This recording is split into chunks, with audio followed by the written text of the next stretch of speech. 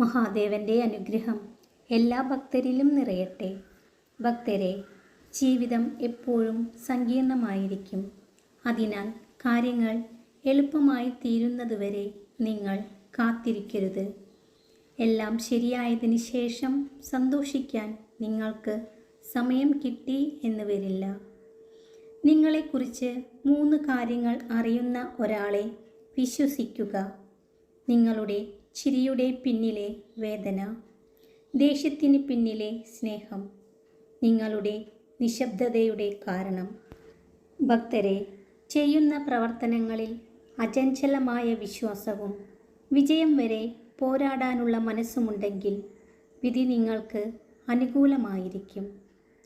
തെറ്റുകൾ ചൂണ്ടിക്കാണിച്ചാൽ അറിവുള്ളവർ സ്വയം തിരുത്തും, അറിവില്ലാത്തവർ തർക്കിച്ചുകൊണ്ടിരിക്കും. നന്മയുടെ പ്രകാശം മനസ്സിലുണ്ടെങ്കിൽ ഒരിരുട്ടിനും നിങ്ങളെ തോൽപ്പിക്കാൻ കഴിയില്ല. അർഹതയില്ലാത്ത ചില്ലമേൽ പടർന്നു പിടിക്കാതിരിക്കുക. അടർത്തി മാറ്റുമ്പോൾ ഒരിക്കലും ഉണങ്ങാത്തൊരു മുറിവ് സമ്മാനിച്ചേക്കാം. ചില മനുഷ്യർ തേളിനെ പോലെയാണ്. ചിലർ തട്ടിയാലും തലോടിയാലും കുത്തി നോവിക്കും. അവരുടെ നന്മയ്ക്കായി നീട്ടിയ കൈകളിൽ പോലും കുത്തി നോവിക്കുക എന്നത് അവരുടെ ജന്മസിദ്ധമായ ഒരു പ്രകൃതമാണ്. ഭക്തരെ, ഒരു താക്കോൽ മതി അടയ്ക്കാനും തുറക്കാനും, ഒരു നാവ് മതി തളർത്താനും തകർക്കാനും.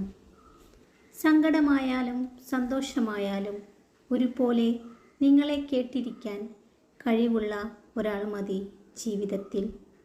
ആരൊക്കെ അവഗണിച്ചാലും ആ ഒരാളുടെ സാന്നിധ്യം നിങ്ങളെ തളർത്താതെ പിടിച്ചു നിർത്തും. ഉപയോഗിക്കുന്ന വാക്കുകളും സംസാരിക്കുന്ന രീതികളും മാറിക്കഴിഞ്ഞാൽ മനസ്സും മാറിക്കഴിഞ്ഞെന്ന് മനസ്സിലാക്കുക. ഭക്തരെ, ജീവിതത്തിൽ എവിടെയായാലും ഒഴിവാക്കുകയാണെന്ന് തോന്നിയാൽ തനിയെ ഒഴിഞ്ഞു മാറിയേക്കണം. ഒത്തിരി വേദനിക്കുന്നതിനേക്കാൾ നല്ലത് ഒഴിഞ്ഞു മാറലുകളാണ്. എത്ര വേദനിപ്പിച്ചാലും ചിലർ പിന്നെയും പിന്നെയും സ്നേഹിക്കുന്നത് വിഡ്ഢിയായതുകൊണ്ടല്ല, വെറുക്കാൻ സാധിക്കാത്തത് കൊണ്ടാണ്. ചെറിയ ചെറിയ വാശികൾ നല്ലതാണ്.